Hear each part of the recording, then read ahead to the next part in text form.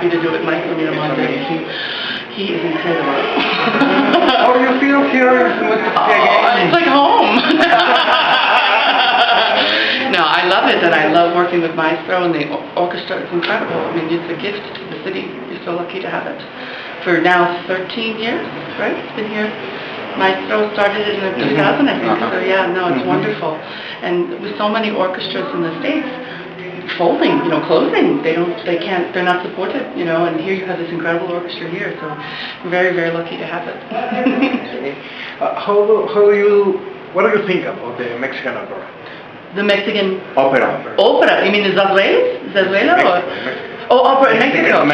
Well, I haven't done opera here. I've only done concerts, but I'm actually doing a concert next month in Mexico City with Carlos Miguel Prieto at the Bellas Artes. We're doing Boris Godunov.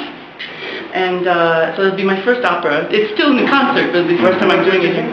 Boris Godunov by Mussorgsky. And so, yeah, we'll do that next Junio, 21st, 23rd, sorry, I'm tired, I can't think of my numbers. But the music and the love of music here, I feel like classical music is so much more appreciated here than in the United States. Did you participate in the match in the last season? Sí. I was doing Marcellina in Notte di Figaro. And then I was an understudy for a couple of, for Innocent Wagner and some Handel and stuff like that. So yeah, and I'll be back next season for Magic Flute. And let's see, Wozzeck and Thursday. And then Andrea Chenier. So I'll do the Contessa in that, and so yeah, no, I'll be at the Met a lot next year, which is nice because I live very close to it. I live in New York, so it's nice to work at home. But I told Maestro, I said, when am I coming back? The last time you sang in an open area. In the open area. I love the theater. I love it. It's great. What is the difference? Well, I mean, no microphones. It's all.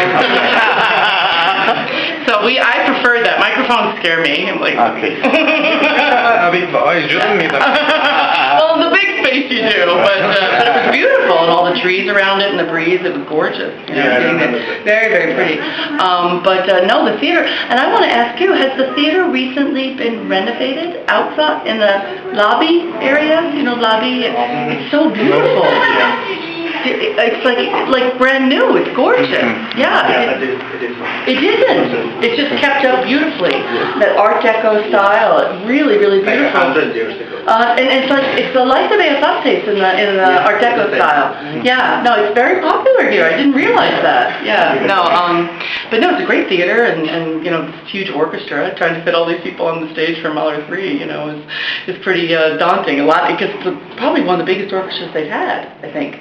For a piece, so yeah, no, I've enjoyed singing inside as well. How did you feel the audience? Oh, incredibly appreciative. I mean, that's the thing, you feel like in New York people sit on their hands. I'm like, just applaud, just have People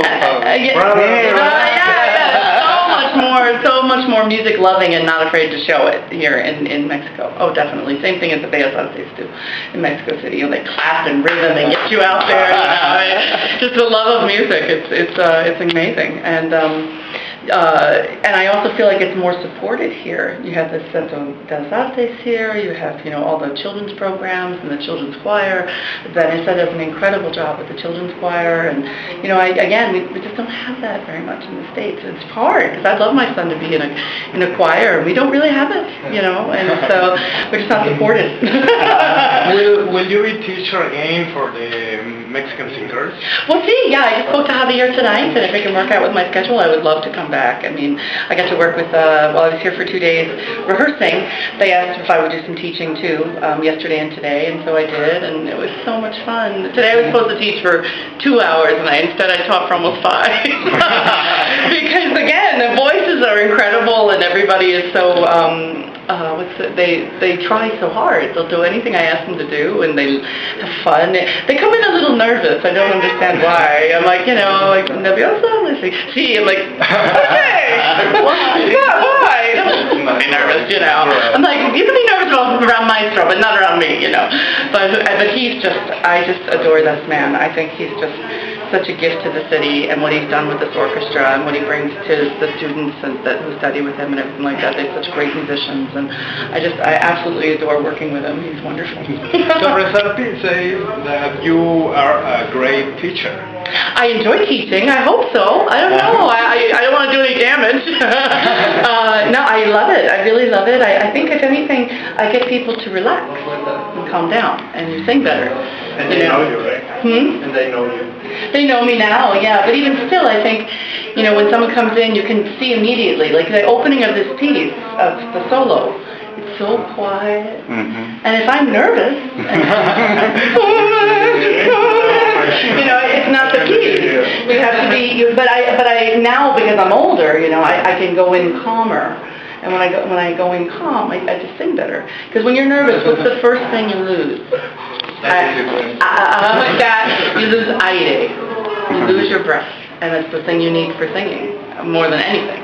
And so you have to, I think sometimes singing has to start here with calm. And just like even before I went on stage tonight, I just sat and I breathed for a few minutes. And that's a long time to just sit and breathe, you know. And so you have to kind of put yourself in a state of mind that's very tranquilo. And so relax. See. Even I learned the word lazy today. What's lazy in Spanish? What is it? How do you say it in Spanish? ¿Cómo se dice en español? Lazy? Tranquilo. No, but flojo. And I use that word a lot with the students to get them to relax. I'm like, flojo. We have another word. You have another word? Not like lazy. Well, lazy is okay too, because again, they're so pent up, you know, and the music's going to get you excited anyway. So I think it's good to start from a very relaxed place. Oh, very much. But I like the. He was so excited. I like the public. I'm not afraid of them. I believe they come to enjoy it. I hope they do. I hope they don't come to be mean and. You know, because I think people work very hard during the week, and they've done their job all week, and they come to the theater to just experience beauty and feel something. And so I think, you know, they're dying to like what you do and feel what you do. And so I like audiences. I'm not afraid of them. Do you have more planes? Do I have more what? Do you have more planes for the future? Plans for the future? Oh, see. Well, I go to Prague next week, and I do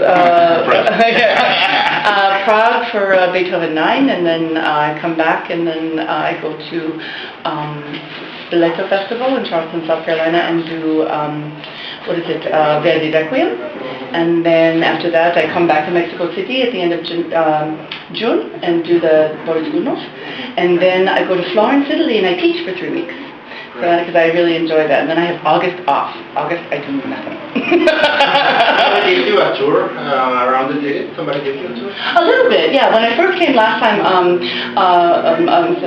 Senor Torosati drove me around a bit. And I went for some nice walks for myself. And you know, everyone's like, be careful. And I found everybody to be very nice. Although, you know, I do kind of stick out.